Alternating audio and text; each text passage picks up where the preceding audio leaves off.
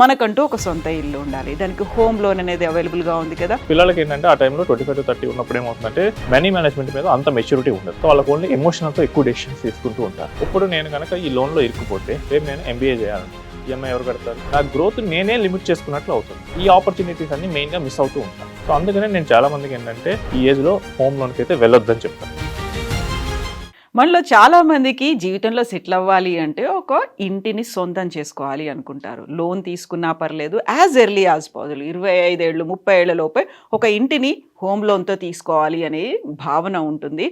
But అదే loan బర్డన్గా కాకుండా ఉండాలి అంటే ఎంత తొందరగా లోన్ని క్లియర్ చేసుకోవచ్చు, దాని గురించి మాట్లాడుకుందాం. మనతో పాటుగా ఉన్నారు క్యూపీఎఫ్బి సాయిరామ్ గారు. హలో అండి సాయిరామ్ గారు.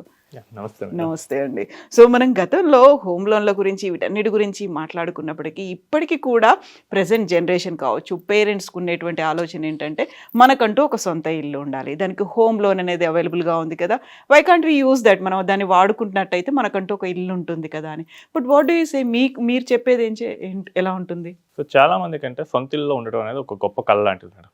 సో దానికోసం ఏంటంటే అప్పు చేసైనా కానీ సొంత ఇల్లులో ఉండడానికి ట్రై చేస్తూ ఉంటారు. ఒకప్పుడు ఏంటంటే హౌస్ పర్చేస్ అనేది ఏంటంటే అంత క్రితం జనరేషన్స్లో ఏంటంటే లేట్ 50s కానీ, సో రిటైర్మెంట్ అయిన తర్వాత వచ్చిన కార్పస్తో కానీ ఒక సొంత ఇల్లు తీసుకునేవాళ్ళు. వాళ్ళకి ఏంటంటే ఇంకా మొత్తం జీవితం మొత్తం అద్దెలలోనే గడిపాం, ఇక నేను ఎంజాయ్ చేసేది ఏంటి అని చెప్పేసి వాళ్ళ నెక్స్ట్ జనరేషన్స్కి వచ్చేసరికి ఏంటంటే మీరు ఎర్లీగానే తీసుకోండి, నో ప్రాబ్లం, అప్పు చేసైనా పర్వాలేదు మీరు తీసుకోండి అని చెప్పి పిల్లల్ని పుష్ చేస్తున్నారు. అండ్ ఇంకోటి నేను చూసింది ఏంటంటే ఒకప్పుడు అయితే ఇంట్రెస్ట్ రేట్లు హోమ్ లోన్కి 18% వరకు ఉండేవి. సో ఇప్పుడు వచ్చేసరికి 8%, 9%, 7% కూడా వచ్చాయి. చాలా తగ్గిపోయింది కదా అని ఒక ఫీల్. అండ్ శాలరీస్ కూడా ఒకప్పుడు అయితే ఏమో చాలా తక్కువలో ఉండేవి. సో ఇప్పుడు కనుక మంచి కాలేజ్ నుంచి కనుక వస్తే కనుక ఈవెన్ స్టార్టింగ్ శాలరీస్ కూడా 1 lakh నేను చాలామంది చూశాను. సో ఇప్పుడు శాలరీస్ పెరిగాయి, హోమ్ లోన్ ఇంట్రెస్ట్ రేట్లు తగ్గాయి, అండ్ వాళ్ళు చూసేది ఏంటంటే హౌస్ రేట్స్ పెరిగిపోతూ ఉన్నాయి. ఇప్పుడు కాకపోతే ఇంకెప్పుడు అనేసి ఆ ఫీల్తో వాళ్ళు ఏం చేస్తున్నారంటే ఎర్లీగానే తీసేసుకుందాం అని చెప్పేసి, సో 25-30 మధ్యలో ఉన్న వాళ్ళకి చాలామందికి ఏంటంటే ఈ హోమ్ని తీసుకోమని ప్రెషర్ పెడుతున్నారు. సో పిల్లలకి ఏంటంటే ఆ టైంలో 25 to 30 ఉన్నప్పుడు ఏమవుతుందంటే మనీ మేనేజ్మెంట్ మీద అంత మెచ్యూరిటీ ఉండదు. సో వాళ్ళకి ఓన్లీ ఎమోషనల్తో ఎక్కువ డెసిషన్స్ తీసుకుంటూ ఉంటారు. పర్సనల్గా నా వ్యూ ఏంటంటే 25 to 30 ఉన్నప్పుడు హోమ్ తీసుకోవడం అనేది కరెక్ట్ కాదు. మీరు సజెస్ట్ చేయరు అది? యా.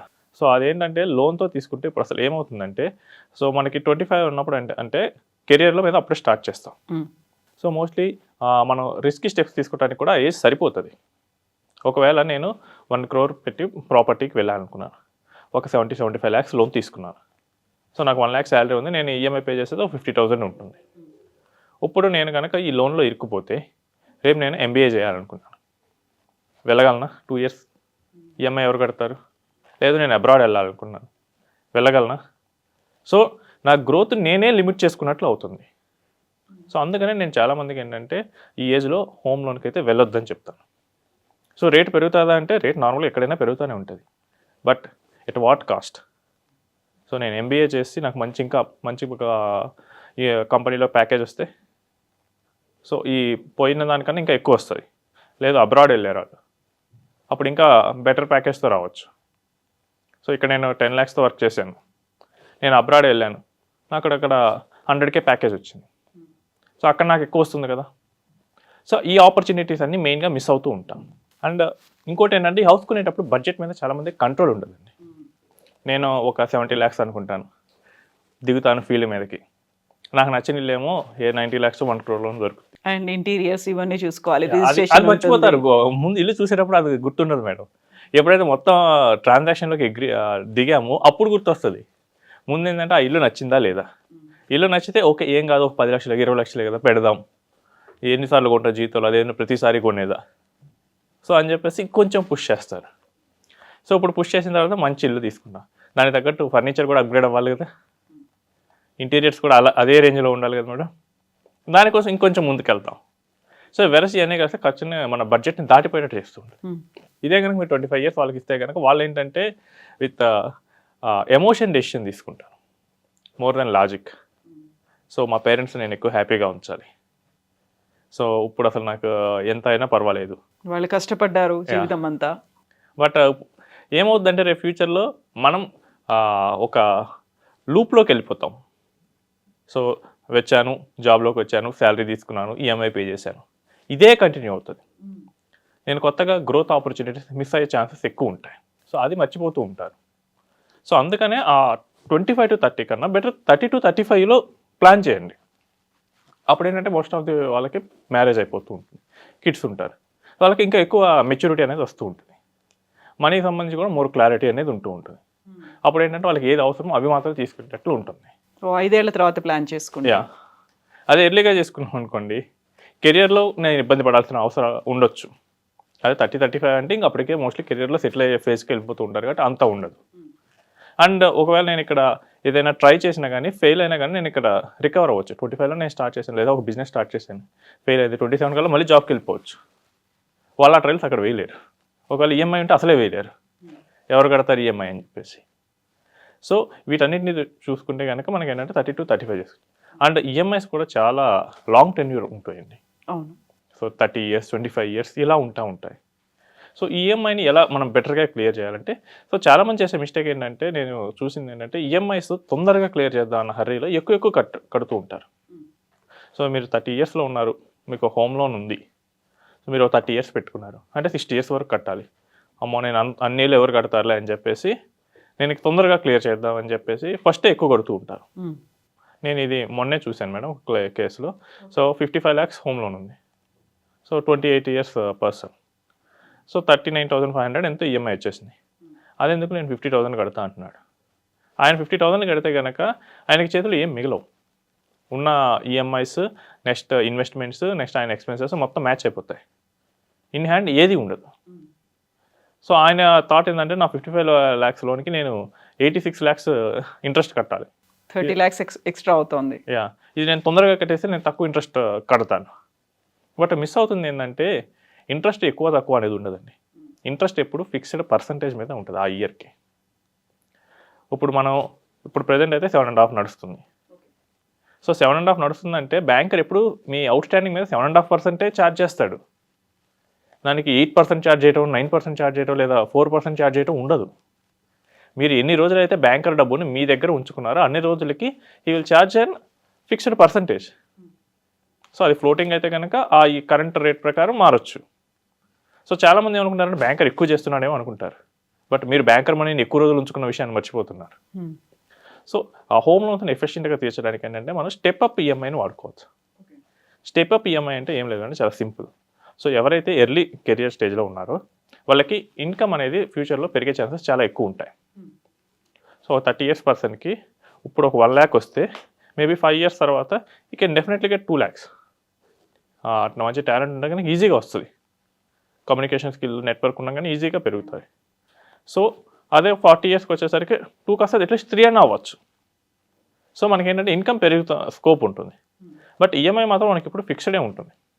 సో ఇలాంటి వాళ్ళు ఏం చేయాలంటే ఫస్ట్ ఈఎంఐని ఇనిషియల్గా మినిమం కట్టడానికి ట్రై చేయండి. ఓకే. అంటే ఎవ్రీ ఇయర్ ఒక 1,000-2,000 ఇంక్రీజ్ చేసుకోవడానికి ట్రై చేయండి. అండ్ ఎప్పుడైతే మీకు షిఫ్ట్ కొడతారో, ఎప్పుడైతే మీకు మంచి హైక్ వస్తుందో ఆ హైక్లో నుంచి ఎక్కువ పే చేయడానికి ట్రై చేయండి. ఇలా చేస్తే కనుక మోస్ట్లీ మీరు 12 to 15 years లోపల హోమ్ లోన్ క్లియర్ చేస్తారు. ఒకేసారి లంసంగా పెంచుకుంటూ పోకుండా యా, ఒక క్రమ పద్ధతిలో మనం ఇంక్రీజ్ చేసుకుంటూ వెళ్తాం. ఫస్ట్ 40,000 ఇందాక చెప్పిన 55 lakhsకి, తర్వాత 41, తర్వాత 42, మేబీ షిఫ్ట్ కొట్టారనుకోండి ఒక 45, 46 అలా పెంచుకుంటూ వెళ్ళండి. మనం ఇక్కడ ఏం చేస్తున్నాం, శాలరీ పెరిగే కొద్దీ మన ఈఎంఐని కూడా పెంచుకుంటూ వెళ్తాం. గ్రాడ్యువల్గా పెరుగుతుంది ఇది కూడా. సో ఇప్పుడు ఏమవుతుంది, నేను instead of 86 lakhs interest, total interest pay చేసే బదులు నేను 40 lakhs ఇంట్రెస్ట్ పే చేస్తాను. బట్ నాకు ఇనిషియల్గా ఎంత ఫ్రీడమ్ ఉంటుంది, నాకు ఆ 10,000 నాకు ఇన్ హ్యాండ్లో ఉంటాయి. సో మనకి ఏదైనా సడన్ ఎక్స్పెన్సెస్ పడితే నేను వేరే వాళ్ళని అడగకుండా నా దగ్గర నుంచి నేను మేనేజ్ చేసుకోవచ్చు. అంతా బాటిల్ నెక్లో పెట్టుకుంటే రేపు ఏదైనా ప్రాబ్లం వస్తే సో మళ్ళీ ఊబిల్లోకి వెళ్ళాల్సి వస్తుంది. True. So in hand cash అనేది ఎప్పుడు పెట్టుకోవాలండి. ఇన్ హ్యాండ్ క్యాష్ పెట్టుకోకుండా నేను మొత్తం ఈఎంఐస్కే పే చేస్తాను, లేదా నేను మొత్తం ఇన్వెస్ట్మెంట్సే చేస్తానంటే అది రాంగ్ అవుతుంది ఎప్పుడైనా కానీ. ఎందుకంటే ఎమర్జెన్సీ సిచ్యువేషన్స్ అనేవి చెప్పి రావు, అన్ఎక్స్పెక్టెడ్గానే అన్ఎక్స్పెక్టెడ్గా వస్తాయి. అండ్ వచ్చినప్పుడు చాలా పెయిన్ఫుల్గా ఉంటాయి. సో నా దగ్గరికి వచ్చే వాళ్ళందరూ చెప్తుంటారు ఇది మా స్టోరీ లాగే ఉందండి. సో నాకు ఆల్రెడీ ఎవరో ఒకరు చెప్పబట్టే కదా నేను చెప్పింది అని చాలామంది అనుకుంటారు. సిచ్యువేషన్ వచ్చేదాకా నాకెందుకు వస్తుంది అని అనుకుంటాను. సో నేను నిన్న ఒక ఫ్యామిలీని కలిశాను. So they are very highly educated family, but due to recession వాళ్ళకి పింక్ స్లిప్ ఇచ్చారు. ఓకే. సో వాళ్ళకేంటి ఈఎంఐస్ ఉన్నాయి. సో ఇప్పుడు మళ్ళీ మొత్తం ఇనిషియల్గా అగ్రెసివ్గా కట్టుకుంటూ వచ్చారు, చేతిలో క్యాష్ పెట్టుకోలేదు ఇప్పుడు. సో పింక్ స్లిప్ ఇచ్చేసరికి 1 month or 2 months they can manage. But ఇప్పుడు 3rd monthలోకి వచ్చారంట. సో ఎలా ఈఎంఐస్ అర్థం కావట్లేదు అన్నారు. సో ముందు నుంచే మనం కరెక్ట్గా ప్లాన్ చేసుకొని ఉంటే కనుక మనకి ఒక 1 year కార్పస్ అనేది క్రియేట్ అయ్యేది. సో ఇప్పుడు ఎందుకంటే మనకి నెక్స్ట్ మంత్ ఈఎంఐ కట్టాలి, ఈ టెన్షన్ వల్ల మనం ఏంటి సరిగ్గా కనీసం జాబ్ కూడా సెర్చ్ చేయలేము, మన ప్రొడక్టివిటీ అనేది డౌన్ అవుతూ ఉంటుంది. నేను చాలామంది కార్పొరేట్స్కి ఫైనాన్షియల్ అవేర్నెస్ సెషన్స్ తీసుకుంటూ ఉంటాను. సో అక్కడ నేను అబ్జర్వ్ చేసింది ఏంటంటే, సో ఎవరైతే కొంచెం ఈఎంఐ ఫ్రీగా లేదా మంచి కార్పస్ పెట్టుకుని ఉంటారో, ఈఎంఐ ఉన్నా కానీ నెక్స్ట్ 1 year or 2 years వరకు ఎటువంటి ప్రాబ్లం లేకుండా కార్పస్ పెట్టుకుంటున్నారో వాళ్ళ ప్రొడక్టివిటీ చాలా ఎక్కువ ఉంటుంది. ఓకే. వాళ్ళ వర్క్లో వాళ్ళ తొందరగా ముందుకు వెళ్తున్నారు. వాళ్ళ కంపెనీస్ కూడా 2 years ఒకసారి స్విచ్ కొడుతున్నారు అండ్ వాళ్ళ శాలరీస్ కూడా చాలా ఎక్కువ ఉన్నాయి. అట్ ద సేమ్ టైం ఎవరైతే అసలు వితౌట్ ఎనీ ప్లానింగ్ మొత్తం దిగారో వాళ్ళ ప్రొడక్టివిటీ చాలా తక్కువ ఉంది, వర్క్లో వాళ్ళకైనా అంత ఎఫెక్టివ్గా లేకుతుంది. నేను ఇంకా వాళ్ళ ప్రీవియస్ బ్యాక్గ్రౌండ్ కూడా చెక్ చేశాను. సో అప్పుడు నాకు అర్థమైందంటే ఎప్పుడైతే ఈ లోన్స్ స్టార్ట్ అయ్యాయో అప్పటి నుంచి ఈ ప్రాబ్లం వచ్చింది. లోన్స్ స్టార్ట్ అయ్యాయి, వెనకాల ప్లాన్ లేదు, మొత్తం హెవీగా ఈఎంఐస్ కట్టడానికి ట్రై చేశాను. సో ఎప్పుడైనా కొంచెం చిన్న డిస్టర్బెన్స్ రాగానే వాళ్ళు హెవీగా స్ట్రెస్కి గురవుతున్నారు, డిస్టర్బ్ అవుతుంది. వాళ్ళే కాక నేను పర్సనల్గా మాట్లాడినప్పుడు వాళ్ళ ఫ్యామిలీ మెంబర్స్ మీద కూడా స్ట్రెస్ పడుతుంది. సో అది ఇన్ రియాలిటీ వర్క్ని కూడా ఎఫెక్ట్ చేస్తూ ఉంది. సో మనం చేసే చిన్న రాంగ్ స్టెప్ కూడా అది క్యాస్కాడింగ్ ఎఫెక్ట్ అనేది వస్తూ ఉంటుంది. మీకు డైనమో ఎఫెక్ట్ ఐడియా ఉంది కదా మేడం. సో చిన్న దానికి పడేస్తే చాలా దానికి ఉన్న లింక్తో పెద్ద స్టోన్ కూడా పడేయగలదు. ఎగ్జాక్ట్లీ. సో ఇక్కడ కూడా అంతే, మనం చిన్న రాంగ్ స్టెప్పే చేస్తాం, బట్ అది ఆ తర్వాత అని చెప్పేసి లైఫ్లో చాలా పెద్ద అవుట్పుట్గా బయటకు వస్తుంది మిస్టేక్. సో 25 to 30 కన్నా బెటర్ మోర్ మెచ్యూరిటీ ఉంటే ప్లాన్ చేయండి. లేదు మీ దగ్గర హెవీ క్యాష్ ఉంటే అప్పుడు ప్లాన్ చేసుకోండి. మీకు బ్యాకప్ లేకుండా ఈ ఏజ్లో కనుక చేస్తే కనుక రేపు మీరు కెరియర్లో అగ్రెసివ్ స్టెప్ తీసుకోవాలన్నా తీసుకోలేరు, ఇక ఇదే ప్లేస్లో ఉండాల్సి వస్తుంది ఎక్కువగా.